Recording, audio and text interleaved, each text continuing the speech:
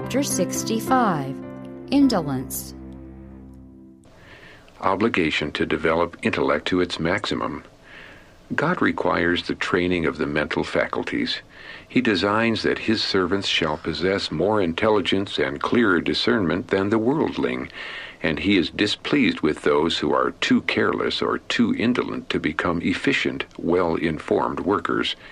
The Lord bids us love him with all the heart, and with all the soul, and with all the strength, and with all the mind. This lays upon us the obligation of developing the intellect to its fullest capacity, that with all the mind we may know and love our Creator. Man finds happiness in labor. Adam had themes for contemplation in the works of God in Eden, which was heaven in miniature. God did not form man merely to contemplate his glorious works. Therefore he gave him hands for labor as well as a mind and heart for contemplation. If the happiness of man consisted in doing nothing, the Creator would not have given Adam his appointed work. Man was to find happiness in labor as well as in meditation. Idleness, the greatest curse. The Bible gives no endorsement to idleness. It is the greatest curse that afflicts our world. Do cheerfully the daily tasks. Riches and idleness are thought by some to be blessings indeed, but those who are always busy and who cheerfully go about their daily tasks are the most happy and enjoy the best health. The healthful weariness which results from well-regulated labor secures to them the benefits of refreshing sleep. The sentence that man must toil for his daily bread and the promise of future happiness and glory both came from the same throne, and both are blessings. Happiness in fulfilling appointed duties. Real happiness is found only in being good and doing good. The purest, highest enjoyment comes to those who faithfully fulfill their appointed duties. Leisure may lead to despondency. Despondent feelings are frequently the result of undue leisure. Idleness gives time to brood over imaginary sorrows. Many who have no real trials or hardships in the present are sure to borrow them from the future. If these persons would seek to lighten the burdens of others, they would forget their own. Energetic labor that would call into action both the mental and physical powers would prove an inestimable blessing to mind and body. Developing character. Remember that in whatever position you may serve, you are revealing motive, developing character. Whatever your work, do it with exactness, with diligence. Overcome the inclination to seek an easy task. Mind to be trained not to look to self. The mind should be trained to look away from self, to dwell upon themes which are elevated and ennobling. Let not the precious hours of life be wasted in dreaming of some great work to be performed in the future, while the little duties of the present are neglected. Inaction detrimental to health. Invalids should not allow themselves to sink down into a state of inaction. This is highly detrimental to health.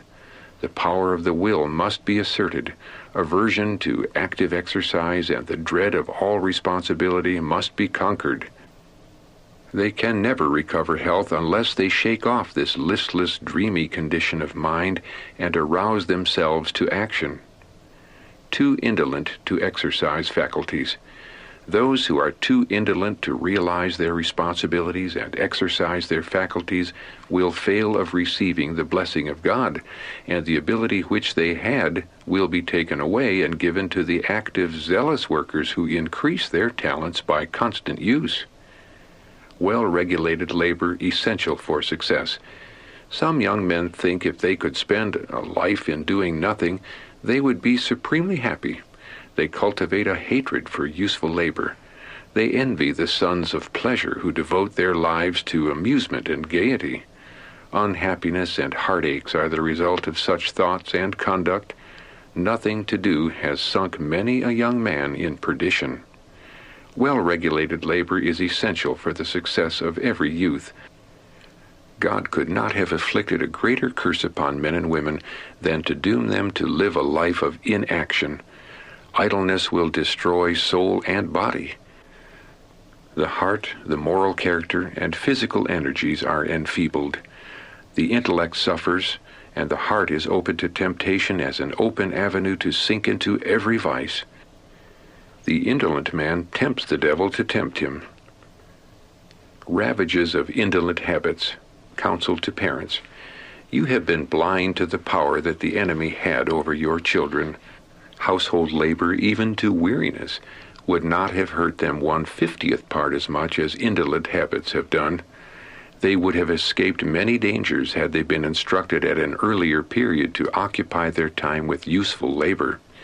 They would not have contracted such a restless disposition, such a desire for change and to go into society.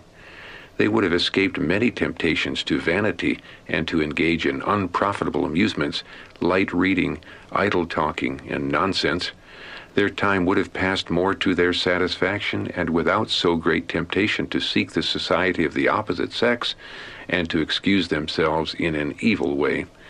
Vanity and affection, uselessness and positive sin have been the result of this indolence. To strain every muscle. Man is allotted a part in this great struggle for everlasting life. He must respond to the working of the Holy Spirit. It will require a struggle to break through the powers of darkness, and the Spirit works in him to accomplish this. But man is no passive being to be saved in indolence. He is called upon to strain every muscle and exercise every faculty in the struggle for immortality. Yet it is God that supplies the efficiency. No human being can be saved in indolence. The Lord bids us strive to enter in at the strait gate, for many, I say unto you, will seek to enter in, and shall not be able. Luke chapter 13, verse 24. Wide is the gate, and broad is the way that leadeth to destruction, and many there be which go in thereat, because strait is the gate, and narrow is the way which leadeth unto life, and few there be that find it. Matthew chapter 7, verses 13 and 14.